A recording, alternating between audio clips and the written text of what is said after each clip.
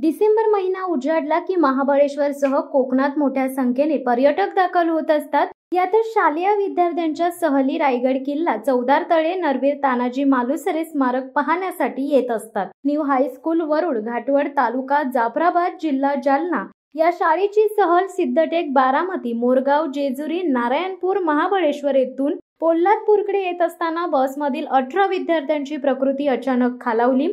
या सर्व विद्यार्थ्यांना पोलादपूर ग्रामीण रुग्णालय येथे वैद्यकीय उपचारासाठी दाखल करण्यात आले।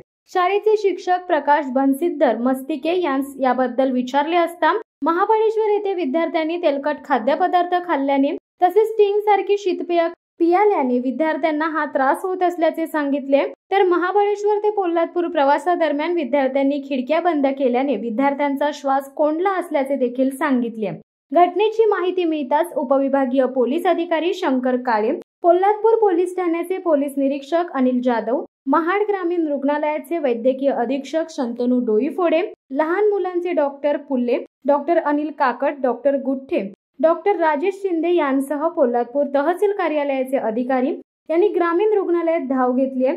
मध्यरात्री 1 वाजेपर्यंत सर्वच विद्यार्थ्यांची प्रकृती स्थिर असल्याची माहिती पोलादपूर ग्रामीण रुग्णालयाकडून देण्यात आली आहे। शिवसत्ता टाइम्ससाठी रेश्मा माने, महाड। दे धडक बेधडक वृत्त देणाऱ्या आपल्या शिवसत्ता टाइम्स न्यूज चॅनलला लाल बटन दाबून सबस्क्राईब करा आणि बेल आयकॉनला क्लिक करायला विसरू नका।